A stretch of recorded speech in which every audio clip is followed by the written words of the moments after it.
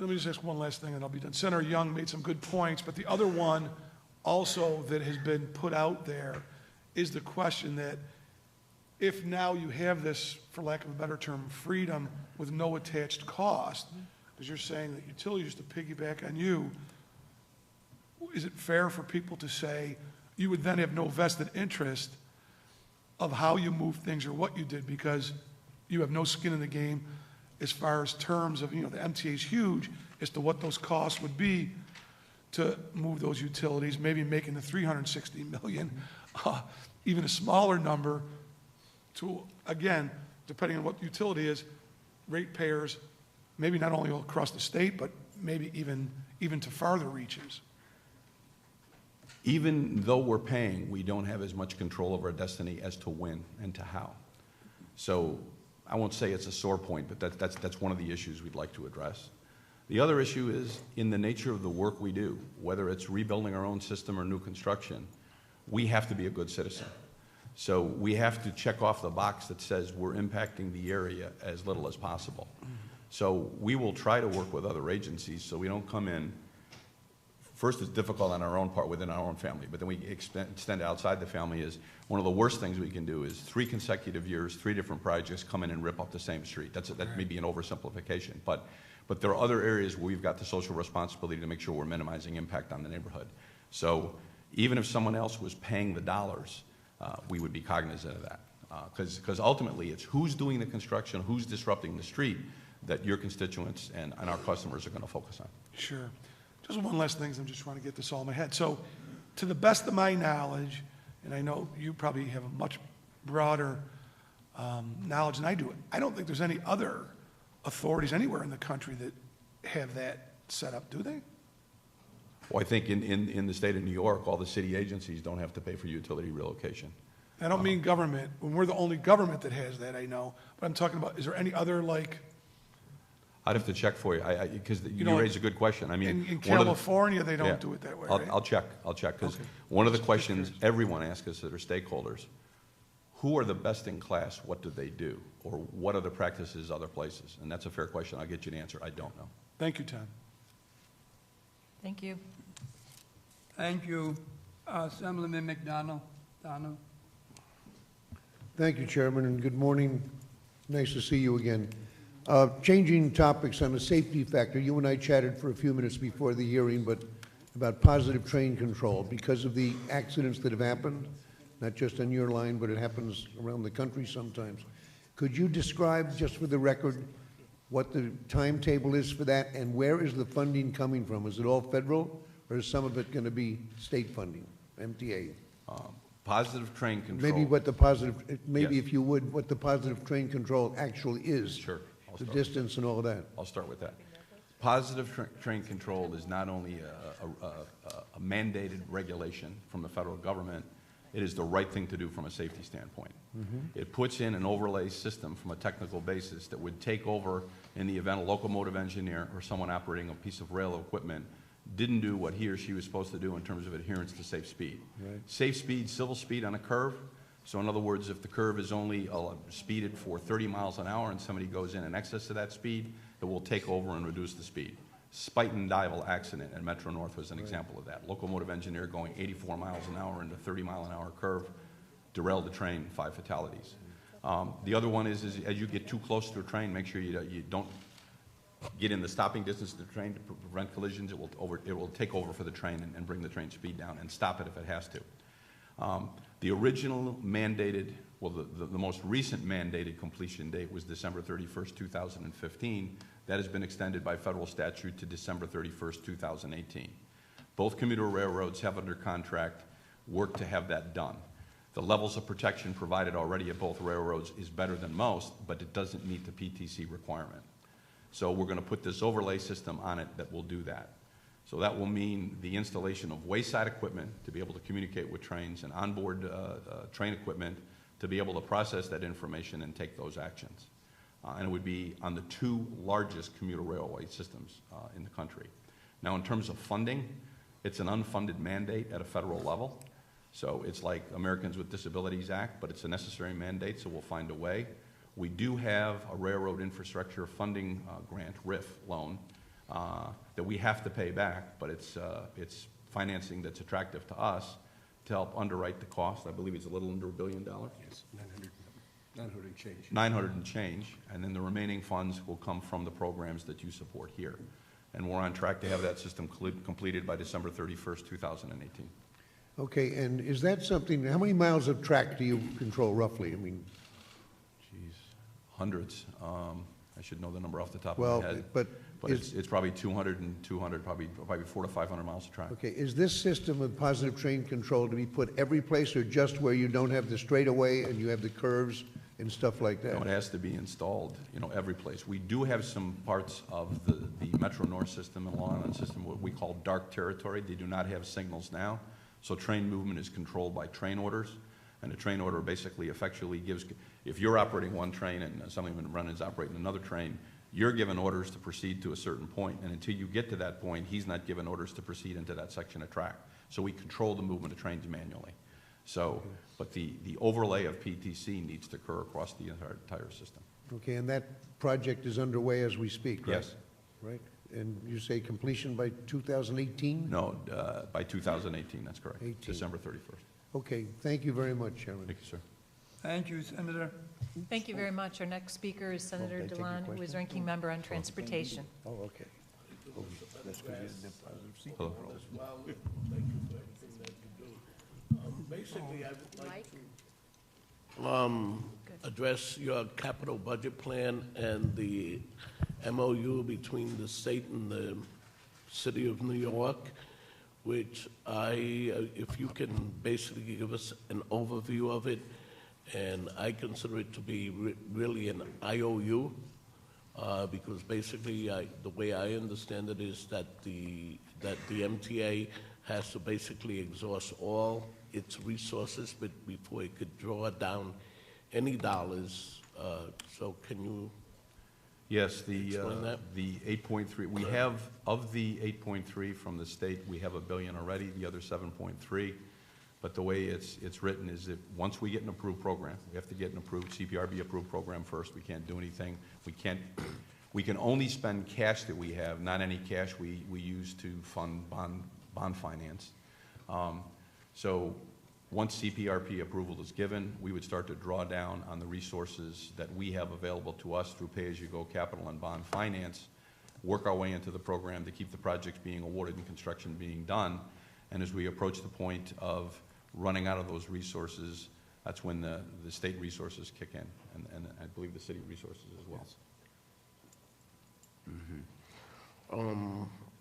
Do you see that as, like I use the word IOU, is it Well, really going to certainly happen where? it's an IOU, but it's relatively common in government where those types of understandings are made.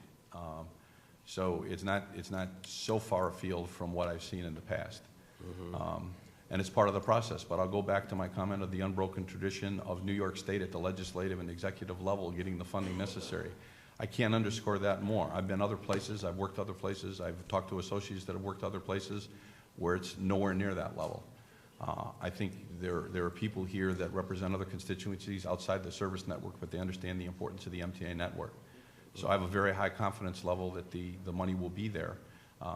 Not without some challenges in terms of where you find the funding sources. I totally get that.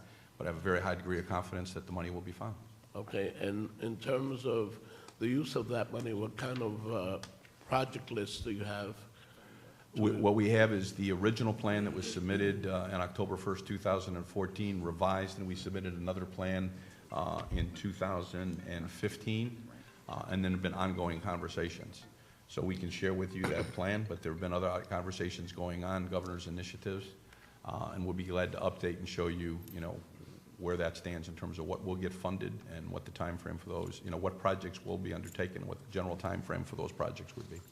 Okay, and as you know, I have two other questions, basically. One, the entrances that are closed throughout the city of New York, and with the additional or increase in ridership, how do you propose to open those entrances, and what will be the cost associated with it? Well, we went through a process a number of years ago in the interest of trying to cost-saving measures of closing the number of entrances and changing the token booth clerk deployment there. On two different fronts, we're going to relook at that. One is the new fare payment system, where we're going to put in a system that will replace the existing Metro card and hopefully utilize technologies will enable people to buy fare media much the same way they buy tickets to sporting events or entertainment events, things of that nature, one-stop shopping. But also, I mean, you know, the one thing about the New York City subway that stands out in relation to any other subway system in the world is its number of stations, 469 stations. There isn't a system in the world that has that number of stations. Now, it's a challenge for us because we've got more assets that we've got to manage, but it's a tremendous benefit because 71% of the New York City's population lives within a half a mile, which is walking distance of a subway station. So where we can actually look at reopening station entrances, provide the level of security we need in doing so, and a means of entry so that we just don't have you know, unbridled access to the system for a variety of reasons, not just fare evasion, but to keep people out that don't belong there, that are interested in committing crimes. We'll look at that because we want access to the system to be as seamless as possible. Okay. And with the record ridership, you're hitting a very extremely key point, is the fact that we're seeing ridership that we've never seen before. Right. And actually, I would be really remiss if I did not discuss the L train and the possible closure or the not possible. I guess it has to be done. But can you just, in general terms, give us Sure. an overview Sure. to at least make people feel comfortable of what's going on, so we just could have some transparency with that respect to that? Superstorm Sandy was the most impactful weather event the system saw. Of its 14 under-river tunnels, New York City Transit had floods in 8 of them. Canarsie Tube was totally flooded. In my tenure at New York City Transit, or the MTA, that tunnel has flooded 3 times. It's 100 years old. It was BMT construction, which wasn't the highest standard. IRT was better construction, IND was better construction. But it's got severe erosion due to the salt water of the bench wall, and that's the lower quadrants, like at 7 o'clock or at 5 o'clock, where all the cables go through, communication cables. And much like the Montague Street tube, we have to demolish that bench wall, and we have to replace it. What differentiates Canarsie versus Montague and the other tunnels, we did Montague first, closed it for 14 months, said we're going to close it for 14, did it for 13, totally rebuilt it, track and everything. We're doing the A and the C, which is the Cranberry Tube, the F, which is the Rutgers Tube, and then we're going to do the Clark Street Tube, which is the 2 and 3, and we're saving the most impactful for last, which is Canarsie. On all the other tubes, we didn't do a full closure, or where we did a full closure, we had many alternate paths of transportation. Canarsie does not provide that for us. 400,000 people use the L line, 250,000 people traverse the Canarsie Tube. So whether we do a single tube closure at a time or a 2-tube closure, we do need to do a closure because you have to demolish this tunnel, and demolishing the concrete creates silica dust, and from an environmental standpoint for the customers and the employees and the workers, you have to protect them. And we're trying to look at the different ways where we can compress that schedule to get it done as short as possible and impact the people, and what alternate means of transportation can we provide. To give you examples, though we have not landed on any one alternative, but in the past when we were out of the Williamsburg Bridge for a number of years due to reconstruction, we worked with the city, they had enhanced ferry service, we put additional bus service out, we could do additional rail service, but we need to walk through that with you as an elected official representing constituents and our customers and the communities that are affected. Time frame, it's a number of years out, we have some time, but we do need to award contracts. The funding for those comes from the Sandy funding that the federal government allocated after Superstorm Sandy. And in terms of Canarsie alone, it's in excess of $500 million of federal funds that we have access to. 4 years, this October will be the 4th year anniversary of Superstorm Sandy. There'll be a new Congress next year. If we don't commit those dollars this year, there's a likelihood that they could be snatched back up and used for other purposes. So we're moving down the path of making sure that we can make those awards, but not until we have this extended conversation with the community and get their buy-in. First of all, the fact that we need to do the work, establish that, Senator. And then, what is the best? We're never going to be able to satisfy everybody, but you help broker the solution in terms of what's the best solution with the least pain. That's where we're at right now. Well, I just want to thank you for the information that you have provided us and that you have agreed to interact with the community as we move forward. Thank you very much. Thank you, Senator. Thank you. No one mentioned it in that discussion, but I think you did one of the bravest things anyone could have done, because I remember the Friday before the Saturday, or the Sunday, I accidentally was walking in at 54th Street, and you were all in the room planning, and you made a plan that could have cost you your job when you said, stop the trains and get them out of the tunnels.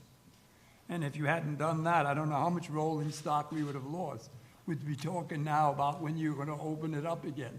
So that was a fantastic decision, and I thank you for that. Thank you. Next, Assemblyman Tatone.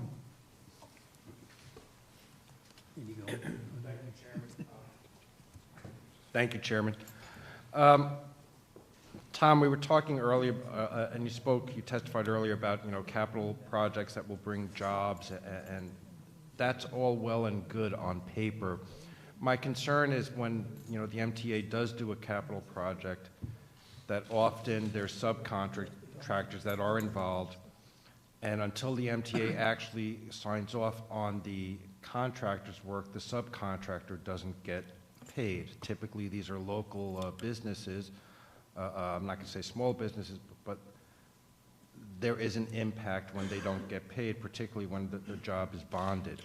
And I understand that you have to put the pressure on the contractor to get their work done, but when the sub is waiting for that, they have no recourse whatsoever. And in one instance, which I pointed out to you, we actually have in my district a contractor who, instead of creating jobs in partnership with the MTA, is actually laying off people because the MTA and the contractor have a disagreement.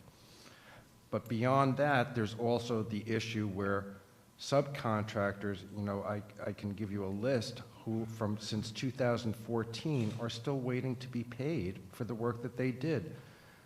So we talk about creating jobs, but we're actually losing jobs because there is no sense of urgency on the part of the MTA to pay the people who have completed the work in a timely manner. So, how is this fair? In some cases, the disputes in terms of payment to the contractor, not the sub, because you're talking about the sub, are because the work has not been successfully completed or has only been partially completed. So on one hand, we have an obligation on the part of managing the public dollars that we have to make sure that we're getting the goods and services and products that we're paying for. Whether it be a subcontractor that is small and growing, wants to be a prime contractor, or an MWBE contractor who is generally starting out in a fledgling manner, and I say that in a positive way, those impacts are substantial because they do not have the resources to be able to float and wait for that payment to be made. So we are very cognizant of the fact as we're pursuing contractors to the completion of their work. There have been some cases where we have actually made the payments on our own, but that's not a threshold we cross lightly. And with respect to the specific case you brought up, I am looking into it to see what needs to be done. We will not frivolously or needlessly withhold a payment for a small item when in fact payment needs to be made for the contractor and the subs. But if it's a substantial item that really needs to be there, because once you make the payment, you lose the ability to bring that person back and actually complete the work. And I understand that, and I understand also, ensuring that our money is spent appropriately, that we pay for the work to be completed, and I get that. But there seems to be a disconnect or a dysfunction, so to speak, that once the work is completed, that, to have an outstanding payments for a business since 2014 is a real hardship. So even if, how can we expedite?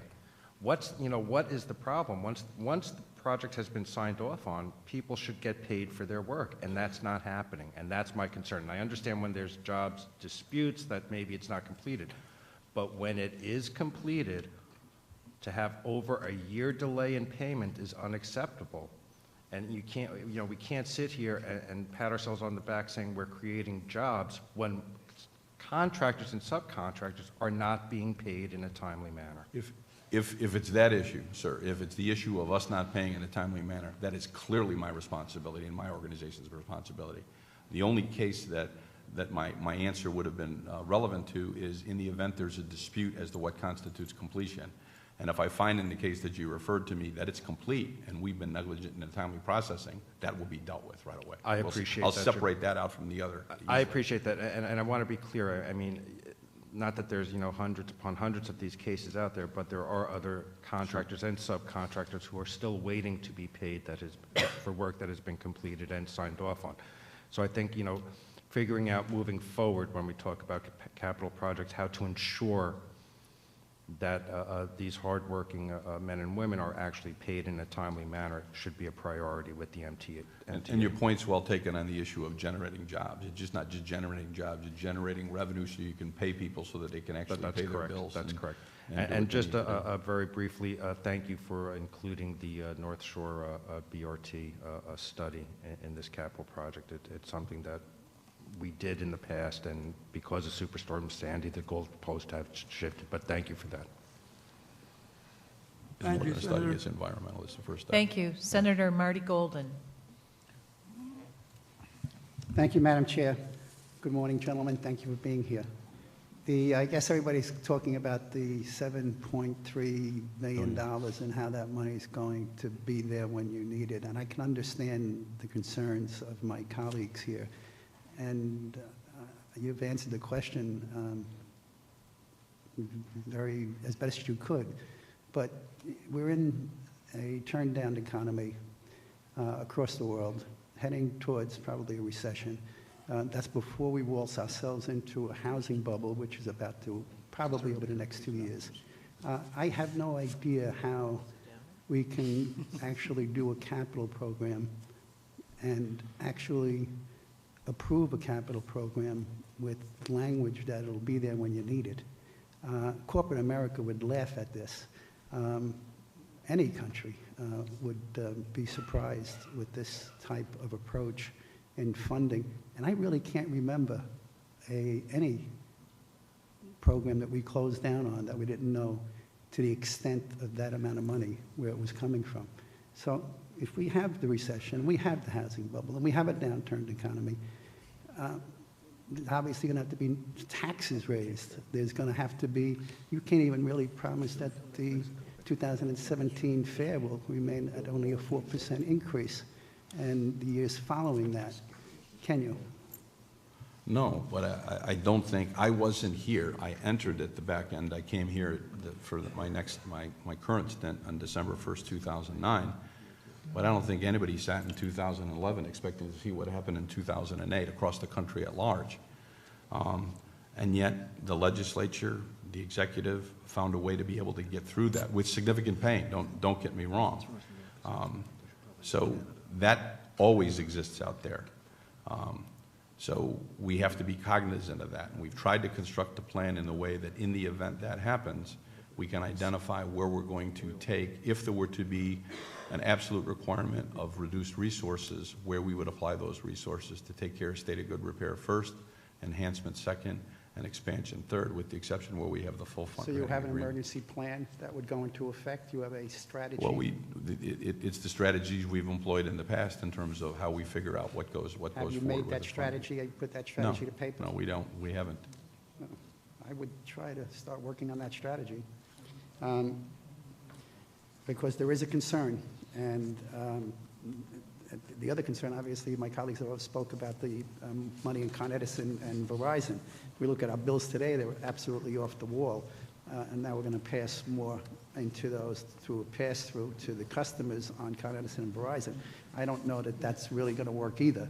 And what is the tune of that number? But how much About is that? 375 million. That's a 5-year plan, or that's a? It's 370 annual? million for the 5 years. Over 5 years. So that's another serious concern. You wouldn't be part of the new commitment that the governor's putting in line. We already have the PICP, so you wouldn't be going through another level of bureaucracy in getting your funding with this new committee that or agency that the governor's putting together to oversight for capital programs. You're not part of that, are you? I've seen the legislation. I haven't reviewed it in detail, but it includes any agency and any projects that's over $50 million. So I think it would apply to us. You would be part of that, so that could slow this down even further, getting the money to you when you needed it, correct?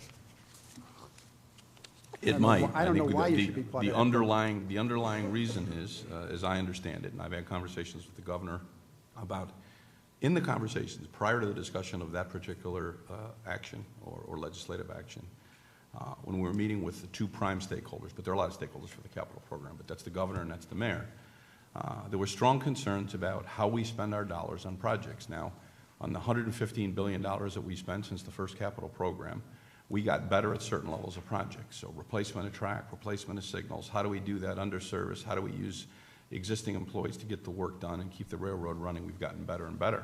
And the on-time delivery of projects within budget has gotten better. Where we still struggle are what we call the mega projects, over $1 billion. So East Side Access, 2nd Avenue Subway, extension of 7 West to Hudson Yards. That hasn't been our core competency. We're trying to develop a core competency. But I think the governor's saying, and the mayor was saying, and other stakeholders is, these are precious dollars that people are fighting for and finding revenue sources to supply. And so we better make sure we husband those resources well and we spend them well. And if there are others who can take a look at our program and offer recommendations to improve it, we should welcome it. That's the spirit in which I'm looking at it. Speaking of the signaling system, when is the R train scheduled for a signaling system in the Bay Ridge through? I don't know off the top of my head. We'll take a look at it. Could you As get- we replace the existing wayside block signal system with communication-based train control, we've got a plan that does that. General rule of thumb, you get 50 to 60 years of useful life out of the signal system, and so we replace it from a state of good repair standpoint, as well as add the additional technology. We need to get that expedited because the people I'll in get Bay you Ridge on are suffering, so I need to get that corrected. So we need to do something in that community. Could you also give us a list to the chairman on any new lines that are planned and your new phases coming up for Brooklyn? I'm sure my colleagues would want them for their own districts, but anything that's planned, new districts, new routes, bus or train coming Okay, into we'll the do that. Brooklyn area. Assessor ride in the MTA. When are we getting rid of that horse and buggy, that van, and putting this into the 21st century? Nothing against, I want horse and buggies in Central Park, I'm for them. What are we putting the black cars and the liveries? How are we getting this, how's this moving? We're continuing that. I mean, at one time, it was one size fits all. It was the paratransit services with the accessoride vans that we have. Starting under Jay Walter, 2 chairmen ago, we started to move into the issue of issuing vouchers for people with black cars, livery car service to be able to provide that. In some cases, they're not wheelchair accessible, so it wouldn't tap that part of the market. But there are many people who are eligible for that service that don't have a wheelchair. Okay. So where we can give them vouchers and have that service provided by somebody else who has that, we're swinging them over to that. Do you have a timeline for when that's going to take place? Oh, it's When is been the happening over the When is past the horse 4 and years. buggy contracts finished, and when are we going into the 21st century? I think we would still need to provide some level of services by the accessoride vans. There's a segment of the paratransit population that are required to use those. But we'll show you how over time we've moved that dynamic, where at one time all of the services were provided with paratransit accessoride vans, and we've been migrating some of them over to a greater percentage every year. to We've the black had this cars. I'll send you discussion that before, so information. please, if you could give me a timeline, I'd like to Yes. see what's going to happen in the communities in Brooklyn, especially in the districts that I represent, when that horse and buggy is gone.